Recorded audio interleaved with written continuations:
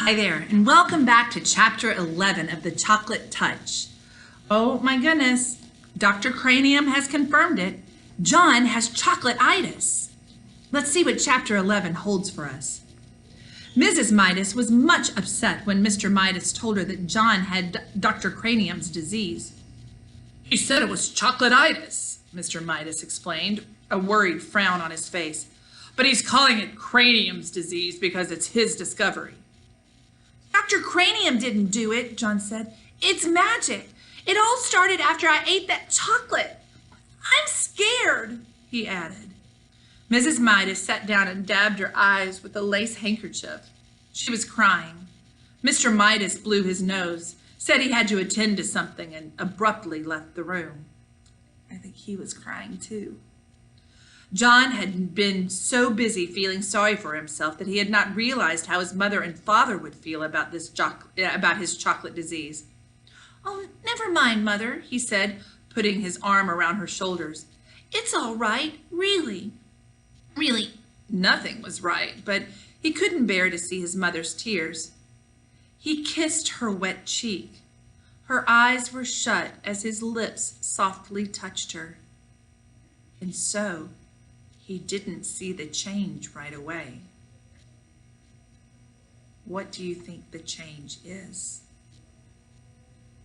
Then his lips began to feel sticky. He opened his eyes.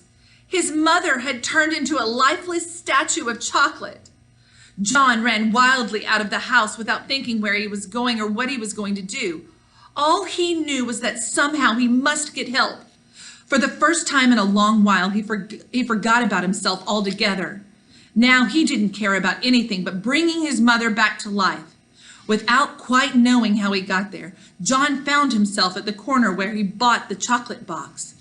The lot was no longer an untidy rubbish dump. The neat red brick building with 2 show windows was exactly where it had been in the first place. But the display of candy he had previously seen in the window was no longer there. In one window, John saw a chocolate trumpet, a chocolate pencil, and a silver dollar with a piece bitten out of it. In the other window, he saw a cafeteria tray littered with chocolate utensils and the remains of a chocolate lunch. Clearly, this place was the right one. Clearly, the proprietor or the owner must know a lot about John's hateful chocolate touch. John rushed into the store. The proprietor or the owner was standing behind the counter, carefully polishing something small and round and flat and silver. I was just thinking about you, he said. John had no time to waste on pleasantries. That means on being polite and chit-chat. Remember the old coin I found and gave to you and you gave me a magic chocolate? He demanded. Without waiting for a reply, he babbled on. I ate it and it made everything that touches my mouth turn to chocolate and I kissed my mother and now she's chocolate and I've got to change her back. Easy now, murmured the storekeeper. Calm yourself.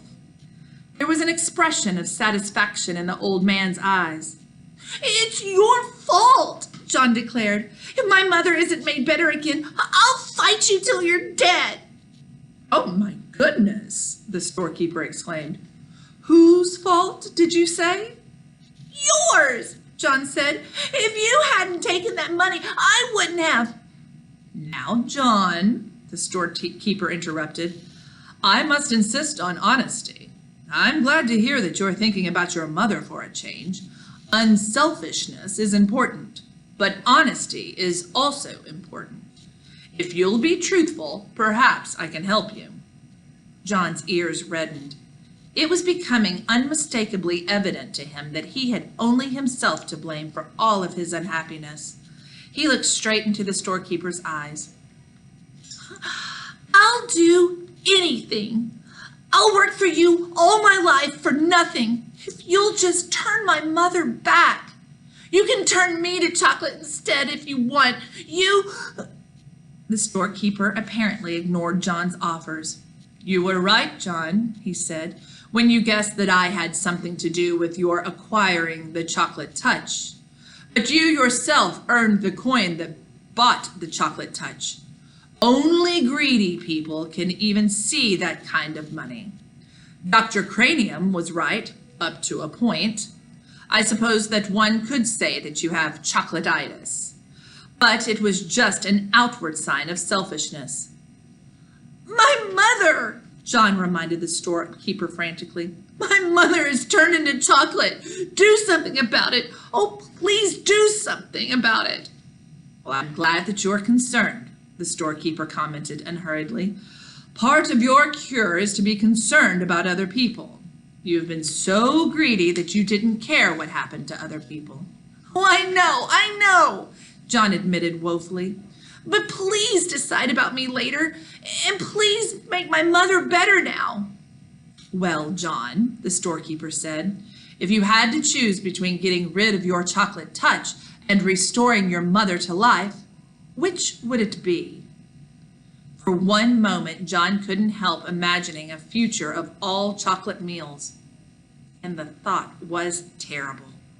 But then he thought of his mother as she had been when he had left her, a motionless chocolate statue, unable to speak, her chocolate hand still holding her lace handkerchief. Without further hesitation, John said, "Help my mother." Well, John, the storekeeper said, I am going to give you another chance. When next you go to school, your chocolate pencil will be a real wooden pencil with lead in it. But, John began to protest, what did the pencil matter? The chocolate knife and fork and spoon you left on your tray in the cafeteria will have turned back to metal. Your chocolate trumpet will be a shiny golden one again. But, John said, don't worry about Dr. Cranium's spoon. He will find a whole silver one on the floor where the broken chocolate one lay. But how about, John said, Susan Buttercup will discover that the chocolate stains on her party dress and her party shoes were nothing but water after all. Her silver dollar will be all right. John could stand the suspense no longer. My mother, he shouted. What about my mother? Will she be all right? The storekeeper smiled.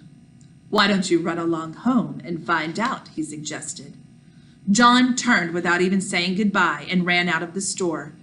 The storekeeper went back to the disc that he had been polishing, a disc the size of a quarter. It had to be polished smooth, ready for a new set of initials in case the need for them should arise.